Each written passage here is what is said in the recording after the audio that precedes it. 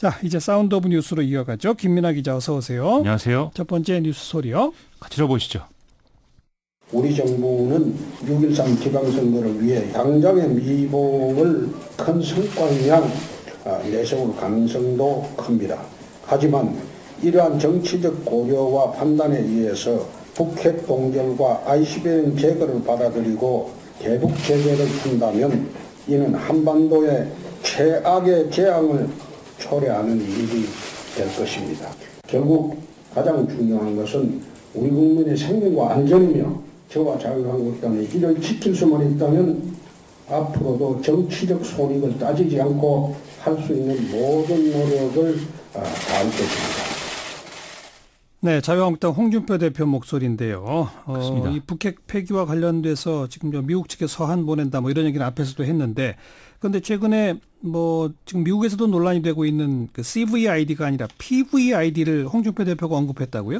그렇습니다. 원래 이제 CVID 완전하고 검증 가능하고 되돌릴 수 없는 비핵화, 여기서 이제 컴플리트를 뭔가 더 강한 느낌을 주니 퍼머넌트로 바꿔서 PVID다 이렇게 얘기하고 있는데요. 예. 원래는 트럼프 미국 대통령이 노벨 평화상을 수상하려고 북한에 뭔가 져주는 거 아니냐 이런 의구심이 언론에 등장하니까 마이크 폼페이오 국무장관이 이 얘기를 하면서 시작이 된 거죠. 예. 이후에 강경파인 존 볼턴 NSC 보좌관이 핵무기를 아예 미국으로 다 갖고 와서 해체해야 된다. 이렇게까지 해서 논란이 이제 된 건데요. 예. 즉 홍준표 대표는 오늘 미국 강경파 입장을 주장하면서 미국에 이제 그 입장을 전달하겠다고 밝힌 셈이 됐습니다. 뭐 그러다 보니까 어제 북한이 존 볼턴 보좌관의 실명까지 거론하면서 반발한 거잖아요. 그렇습니다. 오늘 분위기는 좀 달라지고 있어요. 어때요? 이게 분명히 좀 미국이 약간 당황한 분위기가 있습니다. 뭐 과거에 존 볼턴과 협상을 결렬시킨 바 있는 김괴관 외무성 제1부상까지 나와서 그런 모양인데, 오늘 세러 샌더스 백악관 대변인이 리비아 모델이라는 말은 있었지만 자신들이 추구하는 것은 아니다 이렇게 정리를 했거든요. 예. 그러면서 미국이 따르는 건 트럼프 모델이다라고 얘기를 했습니다. 트럼프 모델은 뭐예요, 그럼? 아직 이제 명확히 정리된 건 없다라고 봐야 될 것 같은데요. 북한이 이 미국이 리비아 모델을 연상케 하는 그런 언급을 하는 거에 대해서 체제 붕괴 시도 뭐 이렇게 받아들이고 있으니까 예. 일단은 임기응변한 것으로 보입니다. 어쨌든 북한이 걱정하는 리비아 모델은 아니라는 얘기죠. 그렇죠. 새로운 모델이라는 얘기죠. 그렇습니다. 다만 이게 뭐 협상의 일괄 타결 그리고 압축적 이행, 단계별 보상의 어떤 최소화, 이 방향의 틀은 유지한 상태에서 좀 유연성을 발휘하지 않을까라는 게 전문가들의 추정입니다. 어쨌든 양쪽 다 판을 깨자는 분위기는 아닌 거죠. 그렇습니다. 이제 와서 판을 깨는 것은 양쪽 모두 좀 감당해야 될 리스크가 만만치 않기 때문인데요. 당장 트럼프 대통령 입장에서는 선거에 미칠 영향, 이거 우려하지 않을 수가 없죠. 또 북한도 내부적으로 어떤 노선 전환이라든지 이런 것들을 다 기정사실화한 상태이기 때문에 성과가 없어서는 안 된다는 얘기입니다. 오늘 또 중국도 한마디 했다면서요? 지금 중국 외교부 대변인이 북한의 비핵화 노력을 국제사회가 격려해야 된다 이런 입장을 표명을 했고요. 예. 또 북한의 정당한 안전 우려를 포함해서 각국의 합리적 우려를 해결해야 된다 이렇게 얘기했는데, 이게 이제 미국을 향한 메시지인 것이죠. 결국 이국면에 자신들도 영향력을 행사하겠다 이 얘기를 계속 이제 내비치고 있는 건데요. 예. 이게 뭐 미중 패권 위주로 문제가 풀려서는 안 되고 당사자인 좀 남북 위주로 문제가 풀려야 되지 않겠습니까?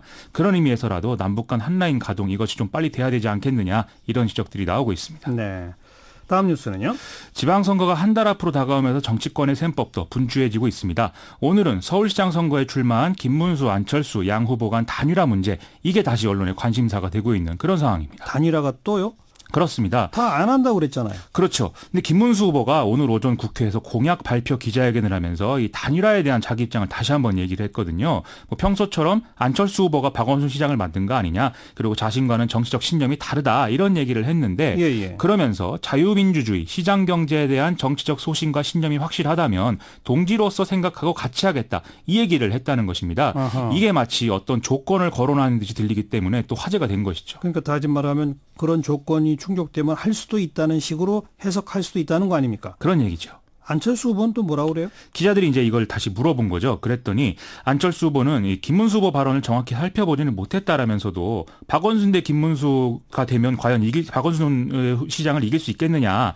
나는 박원순 후보와 1대1로 대항하면 이길 수 있는 후보다. 시민들이 누가 이길 수 있는 후보인지를 보고 표를 모아줄 것이다. 이렇게 얘기를 했습니다. 예. 즉 단일화는 뭐 모르겠는데 박원순 시장 당선이 그렇게 싫으면 김문수 후보가 사퇴하면 되지 않겠느냐. 이 얘기를 한 거죠. 뭐 지금 상황에서 아무래도 어려워 보이죠, 단일화? 그렇습니다. 두 사람이 단일화하면 박원순 서울시장이 이길 수 있다 뭐 이런 전망이 있다면 단일화를 촉구하는 여론이 강해질 수가 있겠는데 지금 여론조사 지지를 보면 이게 뭐 쉽지 않죠. 또 자유한국당도 바른미래당도 내부 갈등이 향후에 어떻게 불거질지 모른다는 점에서 이런 얘기가 나오는 것은 결국 지방선거 이후 구도에서 보수 정치의 주도권 싸움 이런 거를 노린 거 아니냐 예. 이런 해석도 나오고 있습니다. 자유한국당과 바른미래당 사이에 보수정치 주도권 싸움 이렇게 지금 말씀하신 건데 바른미래당 안에서는 안철수계 유승민계 사이의 주도권 싸움이 계속 이어지죠? 그렇습니다. 지난번에 노원병에 이 공천하는 문제 가지고 한번 싸웠는데 쟁점이 또 송파울 전략공천 이걸로 이어지고 있거든요. 예. 안철수 후보 쪽이 손학규 전 의원을 이 지역에 전략공천해야 된다 이렇게 주장하고 있기 때문인데요. 그런데 여기는 이 바른미래당의 공천관리위에 의해서 여론조사에 의한 경선으로 공천한다. 이게 이제 의결이 돼 있는 상태입니다. 그래서 이제 지역위원장이고 바른정당 출신의 방송인 박종진 씨가 상당히 유력하다 이 얘기 나오고 있는데요. 오늘 유승민 공동대표가 대놓고 최고위가 공천관리 결정을 뒤집을 수는 없다라면서 자기가 알기로는 손학규 전 의원은 출마 안 한다고 하는데 왜 이러느냐 뭐 이런 발언을 해서 또 논란이 되고 있습니다. 네, 선거 얼마 안 남았는데 아직도 정리가 안 됐군요. 그렇습니다. 자, 다음 뉴스도 소리 한번 들어보죠. 조사하라.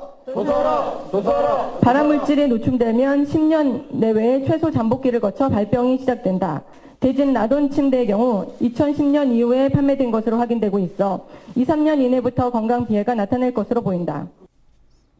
네, 이게 방사능 침대에 관련된 무슨 기자회견 소리 같은데 이건 원자력 안전위원회가 명백히 좀 잘못했더라고요. 그렇습니다. 안전하다더니 또 며칠 만에 문제 있다고 그러고요. 그러게 말입니다. 이 소리는 어제 환경보건센터의 기자회견 현장 소리였고요. 원래 이제 원안위는 방사능이 기준치 이내로 검출돼서 문제가 없다고 했었는데 말씀하신 대로 지난 15일 2차 조사 결과 발표하면서 방사선 피폭 선량이 기준치의 최고 9.3배에 달한다 이렇게 다시 발표를 했죠. 예. 이 차이는 매트리스 구성품인 스펀지를 추가해 조사했더니 발생한 것이다. 이렇게 설명을 하고 있습니다. 예. 그렇지만 이러니까 사람들이 이제 못 믿겠다고들 하고 있는 그런 상황인 거죠. 근데 뭐 이게 이번 대진 침대건이 아니라 과거에도 이런 문제가 또 있다면서요? 지금 여기서 문제를 일으키고 있는 물질 이름이 모자나이트라는 방사성 광물이거든요. 그런데 2007년에 의료용으로 판매되는 온열 매트에서도 이게 사용이 됐기 때문에 방사능이 검출된 그런 사례가 있었습니다.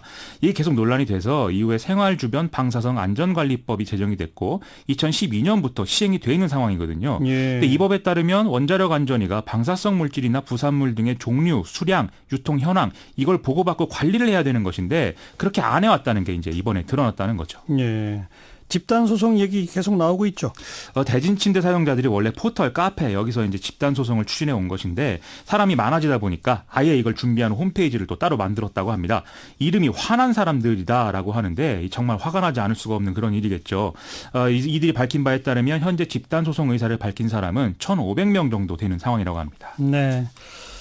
여기까지 수고하셨습니다. 고맙습니다. 김민아 기자였습니다.